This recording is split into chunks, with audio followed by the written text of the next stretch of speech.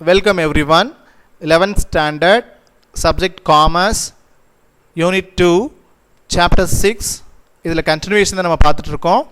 Topic memorandum of association, அமைப்பு முறையீடு. In our previous video, we had discussed about types of companies.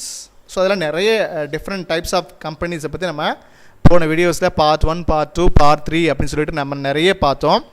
And now we are going to discuss about memorandum of association, அதாவது அமைப்பு முறையீடு அப்படிங்கிறத பற்றி நம்ம இந்த வீடியோவில் ப்ரீஃபாக பார்க்க போகிறோம்.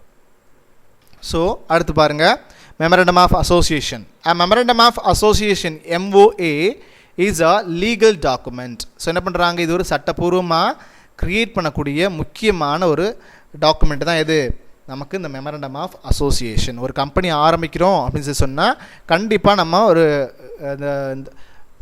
இதன்படி தான் என்ன பண்ணியிருப்போம், நம்ம ரெஜிஸ்ட்ரேஷன் பண்ணியிருப்போம், உருவாக்கி நம்ம ரெஜிஸ்ட்ரேஷன் பண்ணியிருப்போம். So prepared in the formation and registration process of a limited liability. So என்ன பண்ணுறோம், அந்த மாதிரி எப்படிலாம் என்னென்ன மாதிரியான ப்ராசஸ்லாம் நான் வந்து என்ன பண்ணணும், இந்த கம்பெனியை நம்ம ஃபார்மேஷன் பண்ணும்போது நம்ம என்னென்ன மாதிரியான விஷயங்களாக அதில் கடைப்பிடிக்கணும், எதெல்லாம் நம்ம வந்து அதில் இன்வால்வ் பண்ணுறோம் அப்படிங்கிற நிறைய மேட்டர்ஸ் வந்து இதில் இன்னும் இன்க்ளூட் ஆகிருக்குன்னா அந்த MOA மெமரண்டம் ஆஃப் அசோசியேஷனில் இன்க்ளூட் ஆகிருக்கும். ஸோ இதுதான் அது அந்த ஒரு விதமான டாக்குமெண்ட், புரியுதா? ஸோ இது வந்து டீப்பாக பெருசாக அவங்களால எனக்கு காட்ட முடியல. ஸோ லைக் சின்னதாக பார்த்துருக்கேன், புக்ஸில் பார்த்துக்கோங்க, ஓகேவா? தென் a company to define its relationship with shareholders. அது மட்டும் இல்லாமல் அந்த கம்பெனிக்கும் ஷேர் ஹோல்டர்ஸுக்கும் இருக்கக்கூடிய ரிலேஷன்ஷிப்பை பற்றி என்ன பண்ணியிருப்பாங்க, அந்த டாக்குமெண்ட்டில் நோட் பண்ணியிருப்பாங்க. It reveals what powers it has and what activities the company is permitted to undertake. என்ன பண்ணியிருக்காங்க, இந்த மாதிரி நிறைய பவர்ஸ் யாராருக்கு என்னென்ன மாதிரியான பவர்ஸ் கொடுத்துருக்குறாங்க அந்த கம்பெனியை பொறுத்த வரைக்கும். அதே மாதிரி என்னென்ன மாதிரியான ஆக்டிவிட்டீஸ் வந்து அவங்க வந்து பர்மிட்டட், அவங்களுக்கு வந்து அலவுட் அண்ட் அவங்கள எடுத்துக்கலாம் அப்படிங்கிற மாதிரி நிறைய விஷயங்கள் என்ன பண்ணியிருப்பாங்க அந்த மெமரண்டம் ஆஃப் அசோசியேஷனில் பாயிண்ட் அவுட் பண்ணியிருப்பாங்க. Any act of the company outside the scope outlined in its memorandum is said to be ultra vires and is not binding on it. It is the constitution of the company in its relation to the outside world. It is a public document. இது ஒரு public document சொல்றாங்க. And any person dealing with the company is presumed to have sufficient knowledge of it. So இப்போ யார் வேணாலும் இதை பார்க்கும்போது அந்த கம்பெனியை பற்றின ஃபுல் டீட்டெயில் என்ன பண்ணியிருக்கோம் இந்த மெமரண்டம் ஆஃப் அசோசியேஷனில் கொடுத்துருப்பாங்க. ஸோ இந்த கம்பெனி வந்து அவுட் சைட் வேர்ல்டுக்கு எந்த விதத்தில் தொடர்புடையது, ஸோ இந்த மாதிரி நிறைய விஷயங்கள் வந்து என்ன பண்ணியிருப்பாங்க, அதில் நிறைய விஷயங்கள் வந்து பப்ளிக் தெரிஞ்சுக்கிறதுக்காக டீலிங்காக கொடுத்துருப்பாங்க. Then it is primary document. இதனது முதன்மையான டாக்குமெண்ட்டாக கருதப்படுது. இதில் இந்த ஒரு கம்பெனியை ஃபார்மேஷன் பண்ணும்போது ரொம்ப ரொம்ப முக்கியமான முதன்மையான டாக்குமெண்ட்டாக எதை நம்ம கருதுகிறோம், ஸோ இந்த மெமரண்டம் ஆஃப் அசோசியேஷன் தான் கருதுகிறோம். ஸோ இது எல்லாத்துலையும் என்ன விதமான இந்த கம்பெனியை பற்றினா ஃபுல் டீட்டெயில் என்ன பண்ணியிருப்பாங்க இந்த மெமரண்டம் ஆஃப் அசோசியேஷனில் டினோட் பண்ணியிருப்பாங்க. ஸோ அடுத்து பார்த்திங்கன்னா கண்டென்ட்ஸ். ஸோ அதில் அடங்கியிருக்கக்கூடிய உள்ளடக்கங்கள்லாம் என்னென்ன, ஸோ இந்த மெமரண்டம் ஆஃப் அசோசியேஷனில் அடங்கியிருக்கக்கூடிய உள்ளடக்கங்கள்லாம் எதை பற்றிலாம் இருக்கும் அப்படிங்கிறத பண்ணியிருக்காங்க அந்த கண்டென்ட்ஸில் கொடுத்துருக்குறாங்க. ஃபர்ஸ்ட் ஒன் பார்த்திங்கன்னா நேம் கிளாஸ். நேம் கிளாஸ்னால் என்னது, பெயர் குறித்த உட்பிரிவு. ஸோ அந்த கம்பெனியை பற்றின பெயர் நேம் இருக்கு இல்லையா, ஸோ அதை பற்றின ஒரு விஷயத்தை என்ன பண்ணியிருப்பாங்க அதில் இன்க்ளூட் பண்ணியிருப்பாங்க. The name clause requires to state the legal and recognised name of the company. So அந்த கம்பெனியை பற்றின லீகலாக சட்டப்பூர்வமாக என்ன மாதிரியான என்ன நேமில் நம்ம அந்த கம்பெனியை நம்ம தெரிஞ்சுக்க முடியுமோ அந்த நேம் என்ன பண்ணியிருப்பாங்க அந்த கம்பெனியை அதில் வந்து மெமரண்டம் ஆஃப் அசோசியேஷனில் நேம் கிளாஸில் கொடுத்துருப்பாங்க. The company name is allowed to be registered if it does not bear any similarities with the name of the existing companies only. So இது மாதிரி வேறு இந்த இதே நேமில் என்ன பண்ணக்கூடாது, வேறு எந்த விதமான கம்பெனிஸும் இதே நேமில் இருக்கக்கூடாது அப்படிங்கிறது ரொம்ப ரொம்ப முக்கியமான ஒன்று.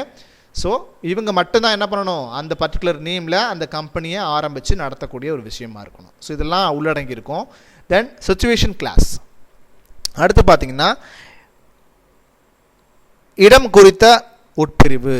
ஸோ சிச்சுவேஷன் கிளாஸ் என்னது, எந்த இடத்துல இந்த கம்பெனி வந்து இருக்குது அப்படிங்கிறது. The registered office clause required to show the physical location of the registered office of the company. So இந்த கம்பெனியினுடைய ரெஜிஸ்டர்ட் ஆஃபீஸ் வந்து எங்கே இருக்குது அப்படிங்கிறத நம்ம என்ன பண்ணியிருக்கணும், அந்த மெமரண்டம் ஆஃப் அசோசியேஷனில் கொடுத்துருக்கணும். ஸோ ஃபிசிக்கல் லொக்கேஷன் வந்து எங்கே இருக்குது அப்படிங்கிறது.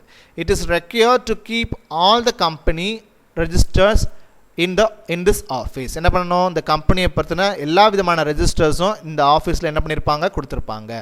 The registered office should be established prior to commencing business activities.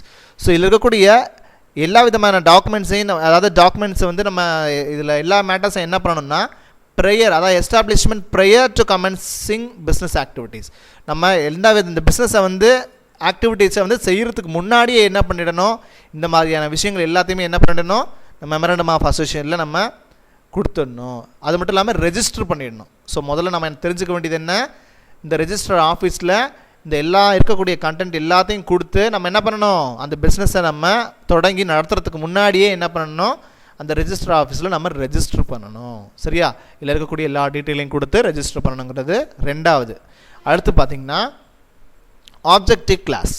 So objective கிளாஸ்னால் என்னது, நோக்கம் குறித்த உட்பிரிவு. ஸோ நோக்கம் குறித்த உட்பிரிவு, அந்த கம்பெனியில் என்ன மாதிரியான நோக்கம் வந்து நமக்கு நோக்கத்திற்காக ஆரம்பிச்சிருக்கிறாங்க அப்படிங்கிற டீட்டெயில். இது வந்து மெமரண்டம் ஆஃப் அசோசியேஷனில் கண்டிப்பாக அந்த டீட்டெயிலை பற்றி கொடுக்கணும்.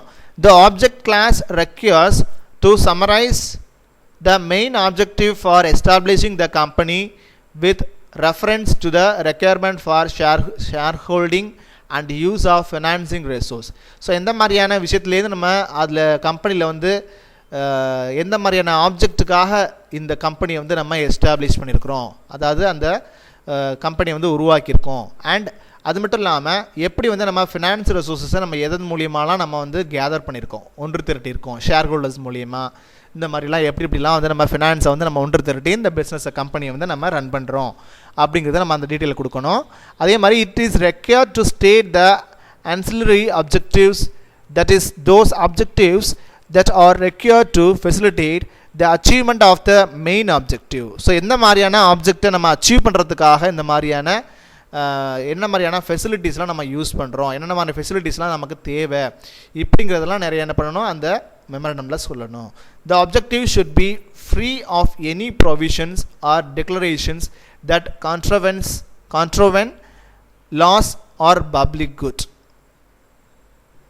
ஸோ அது மட்டும் இல்லாமல் இதனுடைய முக்கியமான ஆப்ஜெக்டிவ் எப்படி இருக்கணும் அப்படின்னு சொல்லி பார்த்தோம்னா, எந்த விதத்துலையும் என்ன பண்ணக்கூடாது, அவங்களுடைய கம்பெனியுடைய சட்டத்தை வந்து மீறியோ அல்லது பொது நலத்திற்கு வந்து எதிராகவோ இருக்கக்கூடாது. ஸோ பொது நலம்னா என்னது, சம்திங் பப்ளிக் குட்டுக்கு, அதாவது பொது நலத்திற்கு எதிராக வந்து அந்த கம்பெனியுடைய ஆக்டிவிட்டீஸ் வந்து என்ன பண்ணக்கூடாது, இருக்கக்கூடாது. ஸோ இப்படிலாம் வந்து என்ன பண்ணணும், நிறைய விஷயங்கள் அதெல்லாம் மென்ஷன் பண்ணணும்.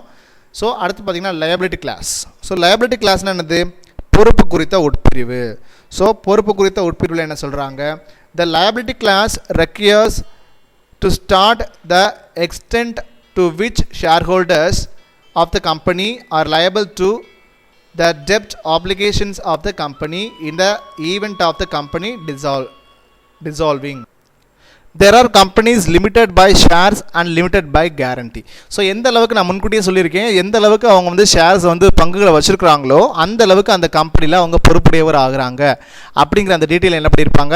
அது மட்டும் இல்லாமல் அதில் வந்து இருக்கக்கூடிய அந்த பொறுப்புகள் எந்த அளவுக்கு அவங்க பொறுப்பு கடன்கள் இருக்குதோ, ஸோ அந்த கடன்களை தீர்க்கிறதுக்கு என்ன பண்ணணும், அவங்க எந்த அளவுக்கு ஷேர்ஸை வந்து அவங்க கெப்ட் பண்ணி வச்சுருக்கிறாங்களோ அந்த அளவுக்கு அதுக்கு அந்த கடன்களை தீர்க்கிறதுக்கு அவங்க பொறுப்பாகிறாங்க.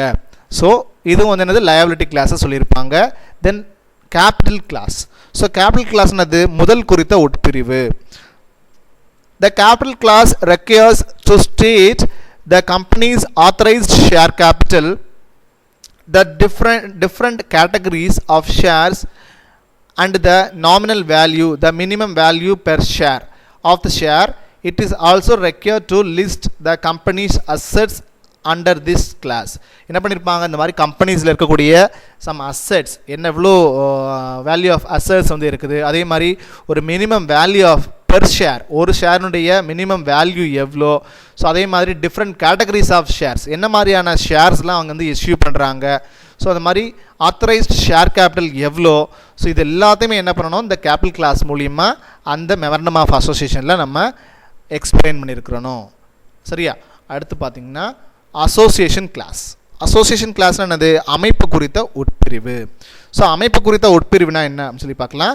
த association clause confirms that share holders bound by the MOA are willingly associating and forming a company. So இதில் இருக்கக்கூடிய அந்த ஷேர் ஹோல்டர்ஸ், அதாவது இந்த MOAயில் வந்து என்ன பண்ணுவாங்க, இந்த இருக்கக்கூடிய எல்லா ஷேர் ஹோல்டர்ஸும் சேர்ந்து தான் என்ன பண்ணுவாங்க, அந்த நிறுமத்தை இயக்கிறதுக்கு முன் வருவாங்க. அது மட்டும் இல்லாமல் willingly associating the and farming a company, அவங்களே மனப்பூர்வமாக ஒத்து வந்து எல்லாரும் சேர்ந்து இன்வெஸ்ட்மெண்ட் பண்ணி அந்த கம்பெனியை ஸ்டார்ட் பண்ணி ரன் பண்ண ஆரம்பிக்கிறாங்க. It is required 7 members. என்ன பண்ணணும், இதில் மினிமமாக நமக்கு எவ்வளோ மெம்பர்ஸ் வேணும்னா 7 மெம்பர்ஸ் என்ன பண்ணணும், கண்டிப்பாக வேணும். To sign and MOA for a public company and not less than 2 people. என்ன பண்ணணும், 2 நபர்களுக்கு குறைவாக இருக்கக்கூடாது. ஸோ 7 மெம்பர்ஸ் கண்டிப்பாக தேவை. So it is required 7 members to sign an MOA for a public company and not less than 2 people. என்ன பண்ணக்கூடாது, 2 பேருக்கு கம்மியாக இருக்கக்கூடாது. For a MOA of private company. So private கம்பெனியாக இருந்தால் 2 பேரும், பப்ளிக் கம்பெனியாக இருந்தால் 7 மெம்பர்ஸும் கண்டிப்பாக அவசியம். ஸோ இந்த பப்ளிக் கம்பெனிங்கிற போது 7 மெம்பர்ஸ் என்ன பண்ணி ஆகணும், அந்த மெமரண்டம் ஆஃப் அசோசியேஷனில் சைன் பண்ணியே ஆகணும். அதுவே சம் ப்ரைவேட் கம்பெனிஸாக இருந்தது அப்படின்னு சொல்லி பார்த்தீங்கன்னா 2 பேர் கையெழுத்து போட்டால் போதும். அந்த மெமரண்டம் ஆஃப் அசோசியேஷன் என்ன பண்ணணும், 2 பேருக்கு சைன் பண்ணி ரன் பண்ணால் போதும். The signing must be done in the presence of witness who must also append his signature. என்ன பண்ணணும், எதுக்காக இந்த மாதிரியான விஷயங்கள்லாம் பண்ணுறாங்க, சைன் பண்ணுறாங்க அப்படின்னு சொல்லி பார்த்தீங்கன்னா, சாட்சிகள், நிறைய சாட்சிகளுக்காக என்ன பண்ணுறாங்க, இந்த மாதிரி அவங்களுக்கு முன்னிலையில் தான் என்ன பண்ணுறாங்க, இந்த மாதிரி சைன் அப்படிங்கிற ஒரு விஷயத்தை பண்ணுறாங்க.